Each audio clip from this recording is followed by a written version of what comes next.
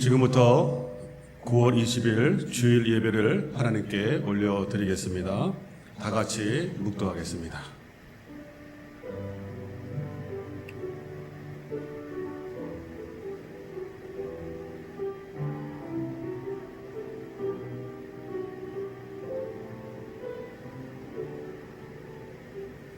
아무것도 염려하지 말고 다만 모든 일에 기도와 간구로 너희 구할 것을 감사함으로 하나님께 아뢰라. 하나님은 영이시니 예배하는 자가 영과 진리로 예배할지니라. 아멘. 사도신경으로 신앙 고백하시겠습니다. 전능하사 천지를 만드신 하나님 아버지를 내가 믿사오며 그 외아들 우리 주 예수 그리스도를 믿사오니 이는 성령으로 잉태하사 동정녀 마리아에게 나시고 본디오 빌라도에게 고난을 받으사 십자가에 못 박혀 죽으시고 장사한 지 사흘 만에 죽은 자 가운데서 다시 살아나시며 하늘에 오르사 전능하신 하나님 우편에 앉아 계시다가 저리로서 산자와 죽은 자를 심판하러 오시리라. 성령을 믿사오며 거룩한 공회와 성도가 서로 교통하는 것과 죄를 사하여 주시는 것과 몸이 다시 사는 것과 영원히 사는 것을 믿사옵나이다. 아멘. 찬송가 438장 내 영혼의 은총 입어 함께 찬양하겠습니다.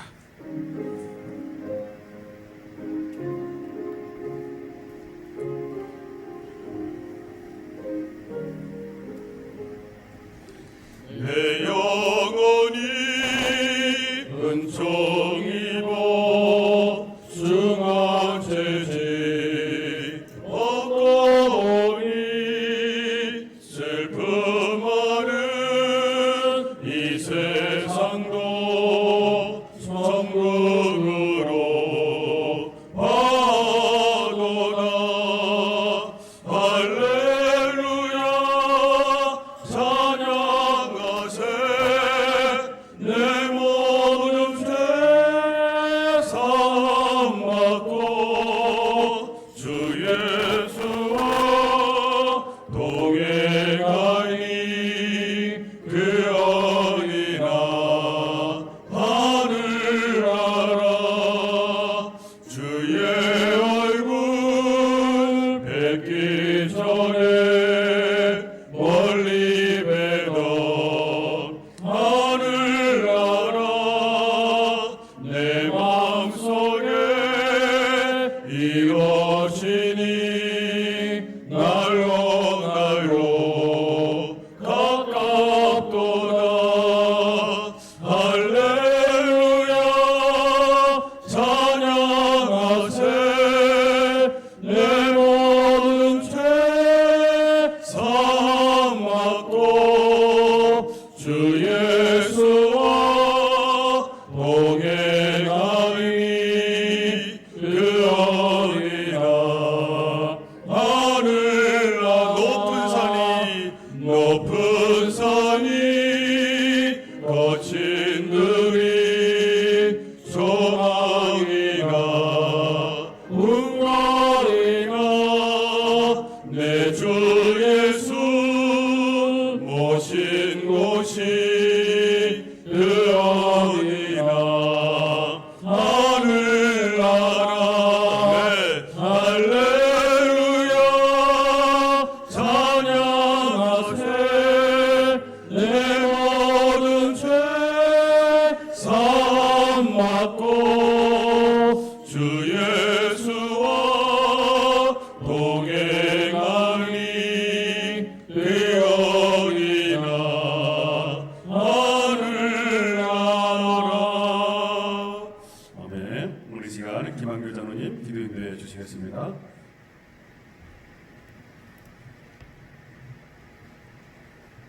하나님 아버지, 코로나 바이러스 인해 예배가 정상지지 못하며 자유롭게 드리지 못한 이 상황에서도 주의 전에 나와 예배를 드릴 수 있도록 인도하시니 참 감사합니다. 이 시간 신령과 진정으로 예배를 드려오기를 원하오니 우리를 예배를 받아 주시옵소서. 또한 코로나 바이러스 인해 각 처소에서 드리는 예배도 기쁘게 받아 주시옵소서.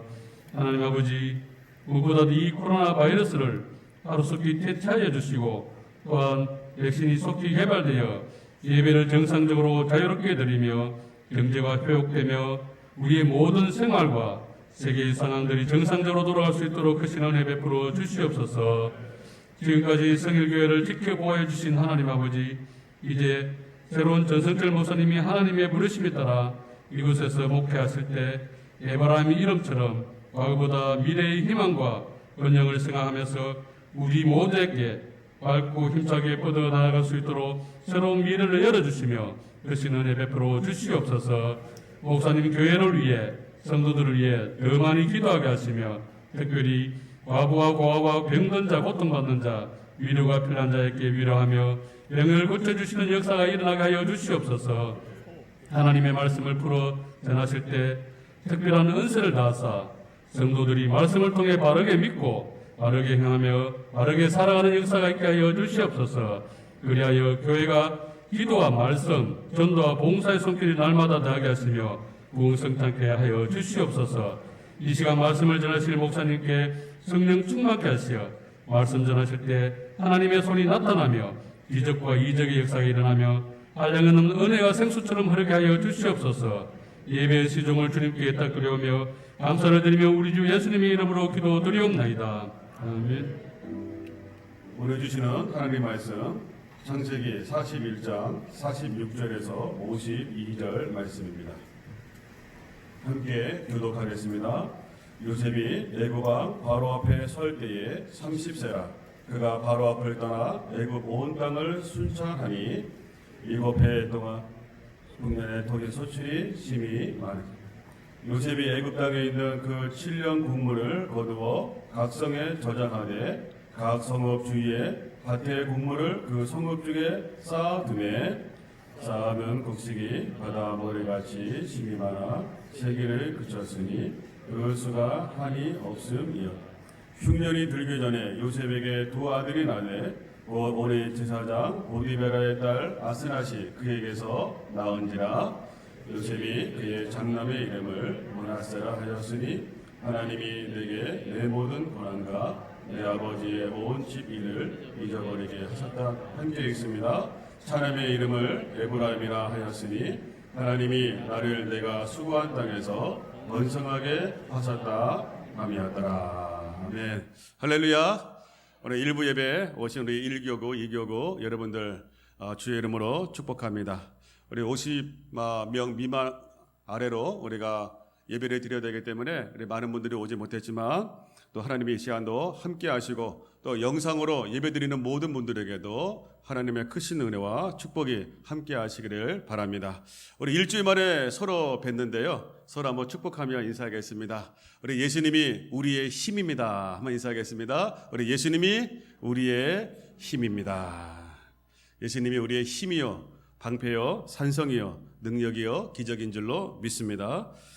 나이별로 없다라고 하는 시리즈가 있습니다. 10대에는 철이 없다. 20대에는 답이 없다. 30대에는 집이 없다.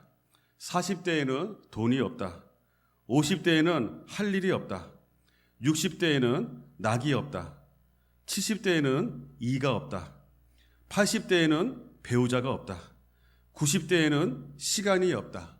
100살 때에는 다 필요 없다. 이게 나이별로 중요한 것이 없음을 보여주는 내용입니다. 그런데 우리 성도분들, 저와 여러분들은 평생 없으면 안 될 것이 있는데 그것은 생사복을 주관하시는 우리 하나님은 평생 붙들고 살아야 될 줄로 믿습니다.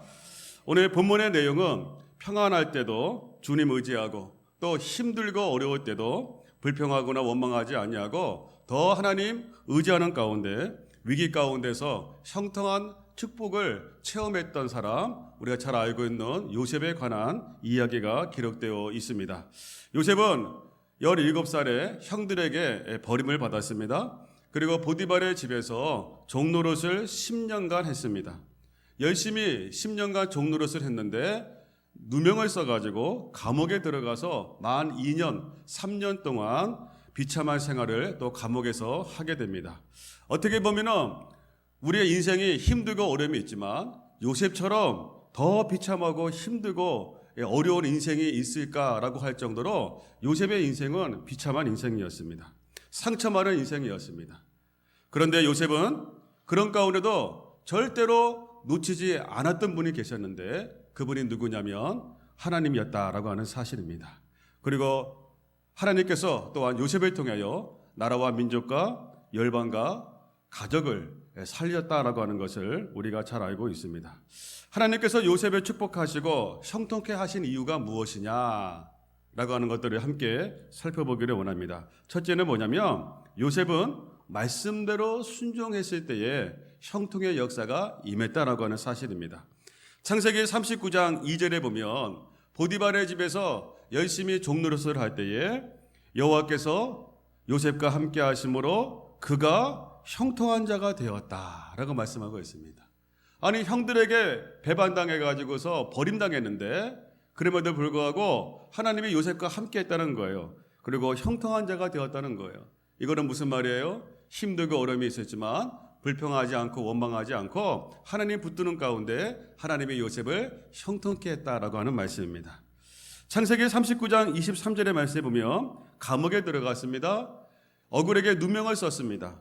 그런데 거기에 보니까 감옥에서도 여호와께서 요셉과 함께 하심으로 우리 함께 한번 읽습니다. 여호와께서 그를 범사에 뭐 하겠다고요? 형통하게 하셨도다. 왜 요셉이 비참한 인생, 상처 많은 인생, 누명을 쓰고 배반당하는 인생을 살아있음에도 불구하고 왜 하나님이 요셉과 함께 했을까? 그가 어디서 무엇을 하든지 간에 왜 하나님이 함께 하시고 형통한 은혜를 주셨을까라고 하는 사실입니다. 이것이 우리 시편 1편 1절부터 3절 말씀에 보면 이런 말씀이 있습니다. 복 있는 사람은 악인들의 길에 따르지 아니하며 죄인들의 길이 서지 아니하며 오만한 자들의 자리에 앉지 아니하고 오직 여호와의 율법을 즐거워하여 그의 율법을 주야로 묵상하는도다. 3절 함께 읽습니다. 그는 시냇가에 심은 나무가 철에 따라 열매를 맺으며 그 잎사귀가 마르지 아니함 같으니 그가 하는 모든 일이 다 형통하리로다. 우리는 3절 말씀을 좋아합니다. 철에 따라 열매를 맺고 잎사귀가 마르지 않고 하는 모든 일이 다 형통하다고? 너무 좋은 말씀이다. 우리가 이 말씀을 우리가 좋아합니다. 근데 이 말씀 전에 있는 우리 1절, 2절의 말씀이 더 중요하다는 겁니다. 3절의 말씀은 열매라고 한다면 1절, 2절의 말씀은 씨앗이라고 하는 것입니다. 그게 뭐예요? 복 있는 사람들은 악인들의 꾀를 따르지 아니하고 죄인들의 길에 서지 아니하고 오만한 자리에 앉지 아니하고 오직 여호와의 율법을 뭐 한다고요? 즐거워하고 율법을 주야로 묵상한다는 거예요. 히브리 원문에 보면 오직 여호와의 율법 이 말씀을 강조하고 있어요. 어떤 사람이 철에 따라 열매를 맺고 잎사귀가 마르지 않고 하는 모든 일이 다 형통하게 될 수 있느냐라고 할 때 시편 기자는 뭐냐면 세상의 풍조에 따라서 살아가는 사람이 아니라 악한 자들의 유혹에 따라서 살아가는 사람들이 아니라 여호와의 율법을 뭐하는 사람이요? 묵상하고 또 지켜 행하는 자가 그런 형통한 은혜를 부어주신다고 하는 사실입니다. 그래서 요셉이 보디발의 집에서도 하나님께서 형통케 하셨고 그리고 감옥에서도 형통케 하신 이유가 뭐예요? 여호와의 율법을 묵상하고 그 가운데 기록한 대로 다 지켜 행함으로 말미암아 하나님께서 형통케 하신 줄로 믿습니다. 저와 여러분이 지금 힘들고 어려운 가운데서 우리가 믿는 사람들이 해야 될 것이 뭐냐면 세상의 풍조대로 우리가 살아가는 게 아니라 이런 가운데도 말씀 붙들고 말씀 가운데 거하고 나갈 때 반드시 마침내 복을 주시는 은혜가 임할 줄로 믿습니다. 두 번째로 왜 요셉이 형통한 은혜를 체험하며 살아갔느냐라고 할 때 요셉은 열심히 기도하는 사람이었다라고 하는 것입니다. 우리 본문의 41장 37절 이하의 말씀에 보면 오늘 본문의 내용에 보면 요셉이 바로 왕의 꿈을 해몽해 줌으로 말미암아 총리가 되는 이 내용이 오늘 본문의 말씀입니다. 그런데 요셉이 바로 왕이 꿈을 꿨는데 이 꿈을 요셉이 해몽해 주는 거예요. 여러분 그 당시에 애굽이라고 하는 나라는 뭐냐면 미국처럼 강대한 나라입니다. 거기에 뭐 꿈을 해몽해 주는 사람이 없었겠어요? 그런데 아무도 꿈을 해몽해 주지 못하는데 요셉만 꿈을 해몽해 주는 거예요.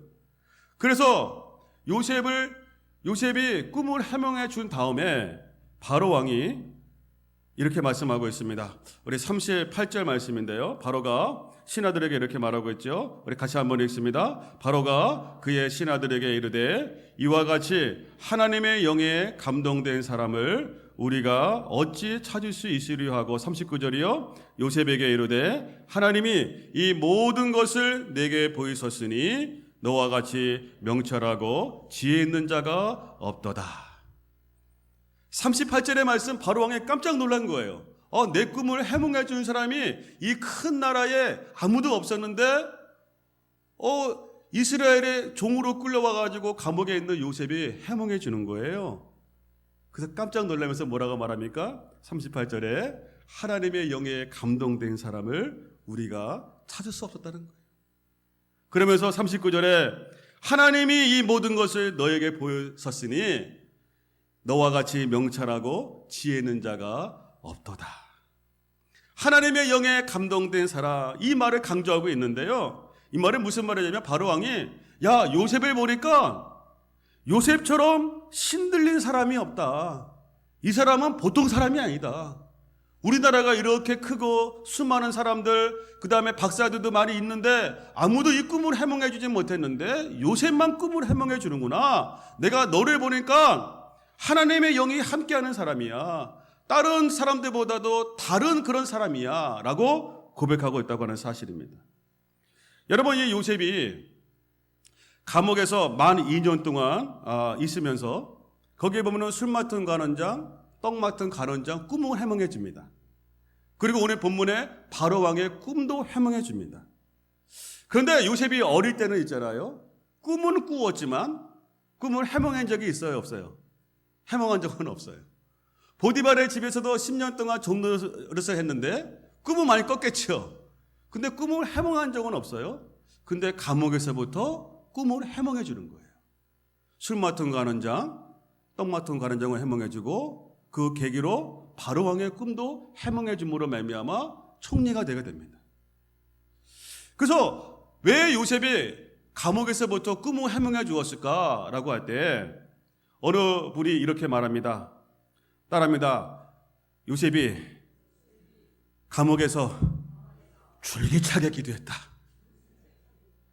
아멘. 평소에도 기도하는 사람이었지만 감옥에서 만 2년 동안 3년 동안 뭐 했느냐? 더 열심히 기도했다는 거예요. 그 당시에 여러분들 감옥에 뭐 TV가 있었겠습니까? 예? 그래서 미스터 추롯이나 런닝맨이나 뭐 놀면 뭐하니 뭐 드라마를 보겠습니까? 뭐 영화가 있었습니까? 유튜브가 있겠습니까? 스마트폰이 있었습니까? 없었잖아요. 감옥에서 뭐 했겠어요? 신앙의 사람이. 평소에 요셉이 열심히 기도하는 사람이었지만 감옥에서는 더 열심히 기도했다는 거예요. 그래서 감옥에서 더 줄기차게 기도하는 가운데 하나님이 꿈을 해몽해 주는 은사를 받았다라고 하는 사실입니다. 할렐루야. 다니엘서 4장 9절의 말씀에 보면 이런 말씀이 있습니다. 느부갓네살 왕이 이 다니엘이 항상 꿈을 해몽해 주잖아요. 그때는 4장 9절에 이 느부갓네살 왕이 이렇게 말합니다. 우리 4장 9절 같이 한번 읽습니다. 박스장 베드를 사사라 내 안에는 거룩한 신들의 영이 있은즉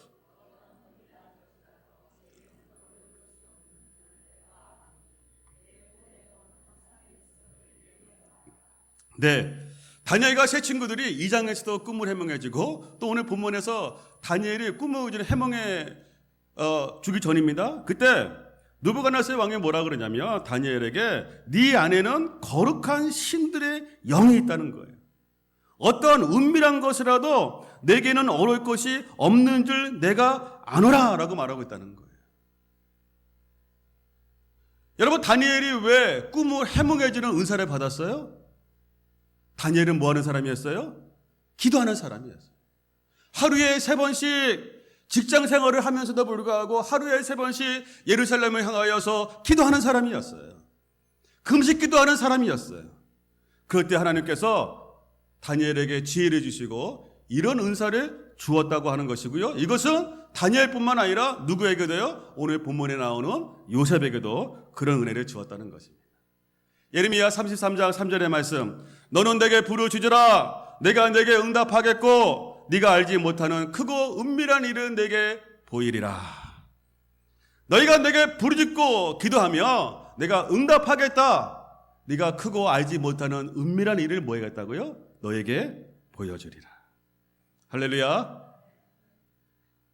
저는 이번에 코로나 바이러스를 이렇게 보면서 전 세계가 어렵습니다. 사람 만나기가 어려워요. 어디 가서 밥을 먹어도 항상 이 마음에 두려움이 있습니다. 해외에 나갈 수도 없습니다. 제가 목회하면서 몇십 년 목회하고 신앙생활하면서 2020년 여름처럼 그냥 지나간 적이 없어요. 항상 여름 되면 행사가 많고 바쁘고 그다음에 뭐 선교지도 나가고 막 그런 가운데 있는데 우리나라뿐만 아니라 전 세계에 하나님께서 강제로 안식을 시키셨습니다. 어느 권사님이 이렇게 말씀하시더라고요. 하나님께서 전 세계 사람들의 왜 입을 막으셨느냐라고 할 때 하도 불평하고 하도 원망하고 하도 못된 말 하고 다니니까 에이 하고 전 세계 사람들 입을 다 막았는데 뭐로 막았어요? 마스크로 막았다. 이거 누가 하겠어요? 누가 할 수 있는 거예요 이거? 하나님밖에 할 수 없는 거 아니겠습니까? 그 권사님이 그렇게 말씀하시더라고요. 강제로 쉬게 하셨어요. 저는 이 요셉의 이 말씀을 묵상하면서 이런 마음이 들었어. 왜 하나님께서 강제로 쉬게 하셨을까? 몇십 년 동안 왜 여름에 아무 행사도 못하게 하셨을까? 왜 지금도 주중에 만나가지고 어떤 것도 모임도 못하게 만드셨을까? 어떻게 보면 우리 예수 믿는 저와 여러분을 코로나라고 하는 감옥에 집어넣었다는 거예요. 뭐 하라고요? 불평하라고요? 원망하라고요? 기도하라고. 평소에도 기도하지만 지금 더 기도해. 주님 오실 날이 가까웠는데 더 줄기차게 기도해. 그냥 기도하라는 말이 아니고요. 다 기도하라는 거예요. 다 줄기차게 기도하라는 거예요. 그러면 이런 위기가 하나님께서 새로운 은혜의 기회로 만들어 주신다고 하는 사실입니다. 여러분 요셉 보세요. 요셉이 위기였잖아요. 어려움이었잖아요. 마음에 상처가 많았잖아요. 힘들었잖아요. 그런데 하나님께 더 매달려 기도하고 말씀 붙들고 불평하지 않고 원망하지 않고 막 줄기차게 더 많이 기도했을 때에 때가 되니까 하나님께서 위기 가운데 요셉을 새로운 축복의 기회로 만들어 주셨는데 애굽에 뭐로 만들어 주었습니까? 총리로 만들어 주었습니다. 그분이 우리의 하나님인 줄로 믿습니다. 오늘 말씀에 보면은 46절의 말씀에 보면 요셉이 애굽 왕 바로 앞에 설 때에 나이가 몇 살이라고요? 30세라는 거예요. 김남준 목사님이 썼던 책 바꾸시는 하나님이라고 하는 내용을 보면 고고학 자료에 보면 요셉 시대 애굽의 공무원이 되는 최소의 나이가 몇 살이냐라고 할 때 30살이라는 거예요. 지금 요셉의 나이가 몇 살이에요? 17살에 보디발의 집에 팔려갔지요? 10년을 일했습니다. 그러면 몇 살입니까? 27살에 어디 들어갔어요? 감옥에 들어갔어요. 감옥에 만 2년 동안 있었습니다. 3년간 있었어요. 지금 요셉의 나이가 몇 살이에요? 30살이에요. 왜 본문에 30세라고 하는 단어를 왜 쓰고 있느냐라고 할 때 하나님의 놀라운 섭리가 있었다라고 하는 걸 보여주고 있는 거예요. 만약에 나이가 어렸으면 되지도 않았겠고 신하들이 왕이여 이거는 법에 어긋납니다 이러면 아니되옵니다 막 그러면 쉽지가 않았을 텐데 나이도 많고 나이도 딱 적당하게 맞고 그 다음에 지혜도 있고 청명도 있으니까 아무 신하들도 반대하지 않고 바로 총리가 되었다는 것입니다. 하나님의 놀라운 섭리인 줄로 믿습니다. 어느 분이 이런 말을 했습니다. 기도하면 우연한 일이 생긴다. 그런데 기도하지 아니하면 우연한 일도 생기지 않는다. 제가 좋아하는 말입니다. 기도하면 뭐가 생긴다고요? 우연한 일이 생긴대요. 그런데 기도하지 않으면 우연한 일도 생기지 않는다. 나는 우연한 일인 것 같았는데 하나님의 응답하심이 일하는 거예요. 근데 기도하지 않으면 그런 것도 생기지 않는다라고 윌리엄 템플이 말했습니다. 30살이라고 하는 나이를 강조하고 있는 것은 뭐냐면 하나님의 놀라운 섭리다라고 하는 것입니다. 그리고 요셉이 있잖아요. 장가도 잘 갔습니다. 45절의 말씀에 보면 이렇게 말하고 있죠. 45절 같이 한번 읽겠습니다. 그게 요셉의 이름을 사브나 바네아라 하고 또 온의 제사장 보디베라의 딸 아스낫을 그에게 주어 아내로 삼게 아니라 요셉이 애굽 온 땅을 순찰하니라. 여기 보면 온의 제사장 보디베라의 딸과 결혼을 했습니다. 이 온이라고 하는 것은 뭐냐면요, 도시 이름이에요. 지명입니다. 그래서 태양의 도시, 신들의 집들이라고 하는 지명이에요. 온이라고 하는 거. 보디베라는 뭐냐면 보디베라는 거기에 사는 종교 지도자 가운데 우두머리의 이름이 보디베라예요. 그러니까 요셉이 아스낫이라고 하는 여자와 결혼을 했는데 그 아버지가 누구예요? 애굽의 종교 지도자 가운데 제 1순위라고 하는 거예요. 저는 이거를 보면서 했잖아요. 하나님께서 정치적으로도 종교적으로도 완벽하게 요셉을 세워나가고 있는 것을 보게 됩니다.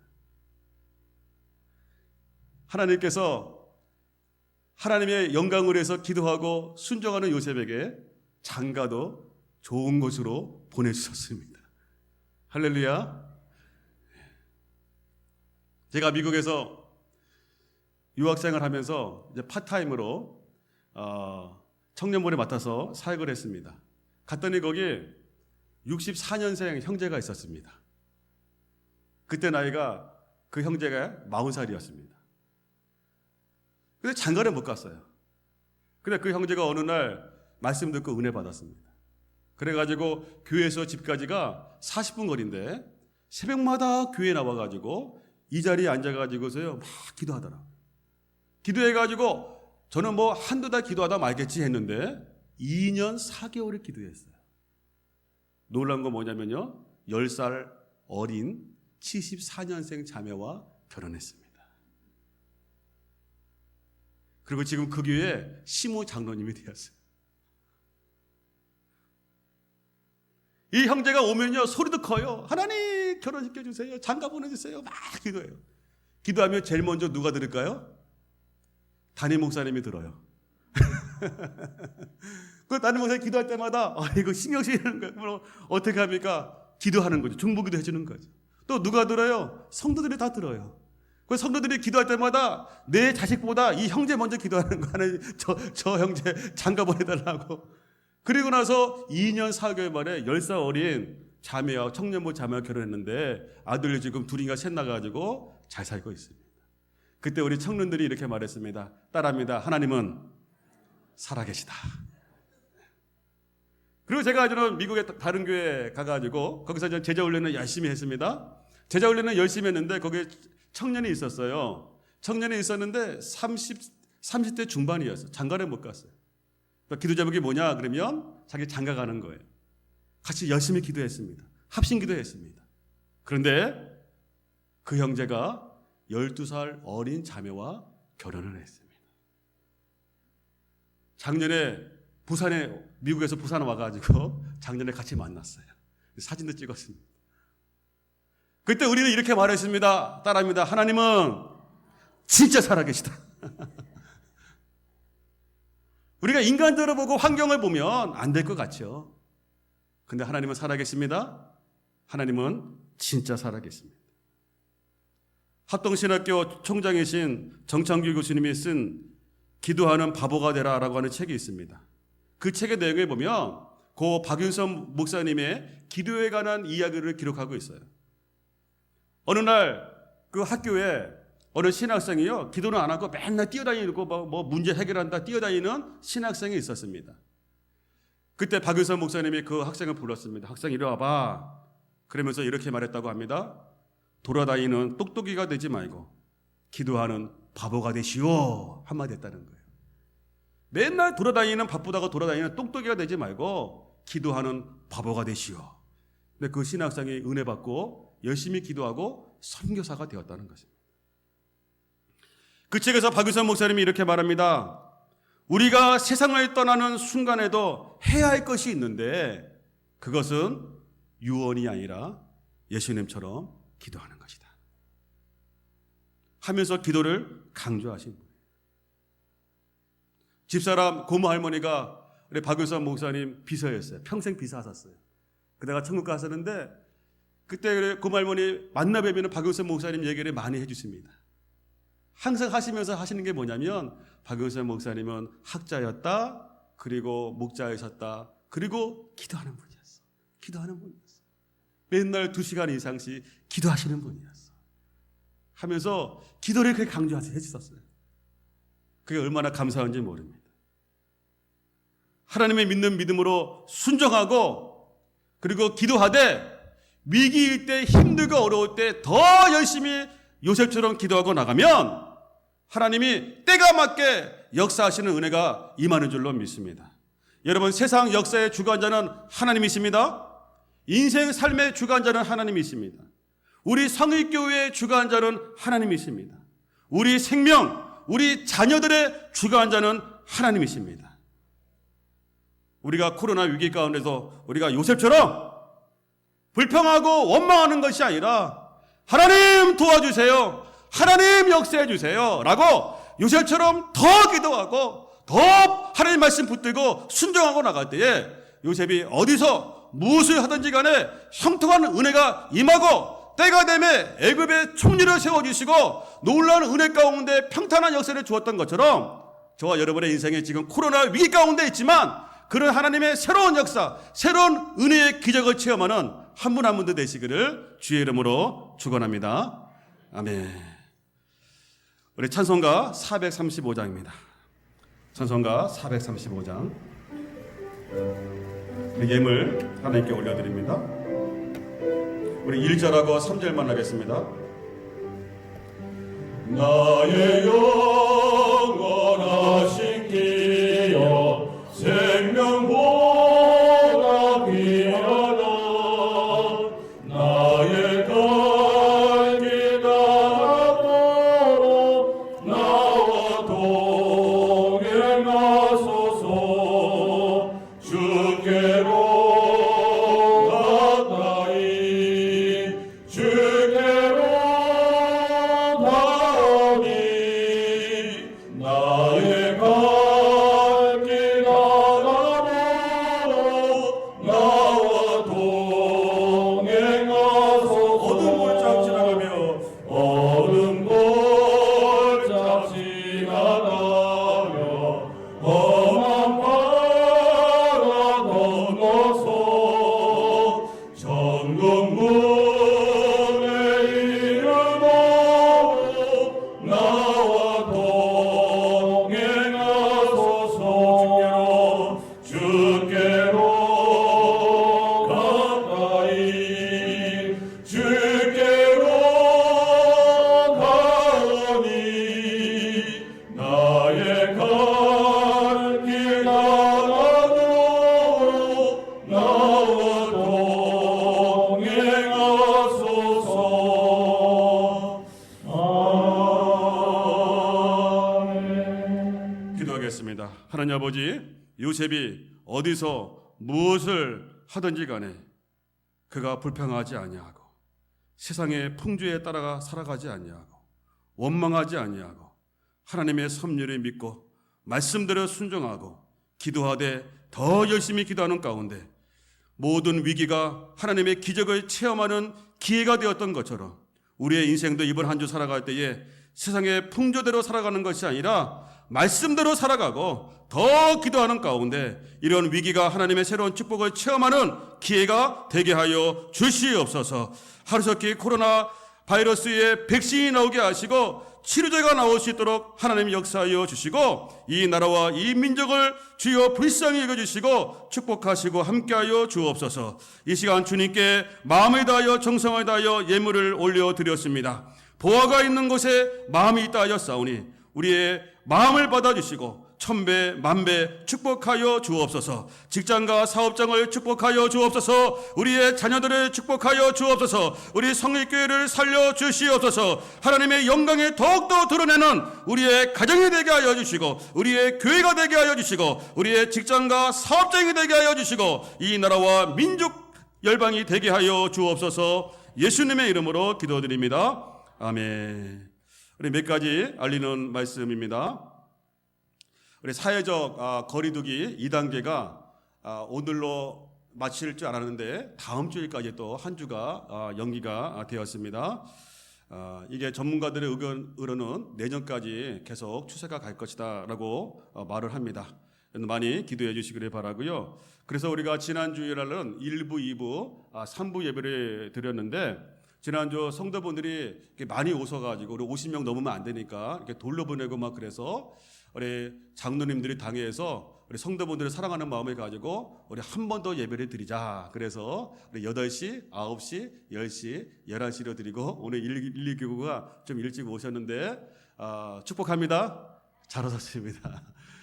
그래서 이런 마음이 있어요. 오늘 또 더 많이 오시면 다음 주에 5부, 6부도 드리자. 이렇게라도 예배 드리는 게 얼마나 감사해요. 그죠? 예. 우리 수도권에 있는 목사님들이요, 우리 예배를 이렇게 드린다 그러니까 너무 부러워하는 거예요. 거기는 아직 못 드리거든요. 예. 이렇게 드린 거 또 하나님께 감사할 수 있기를 바랍니다.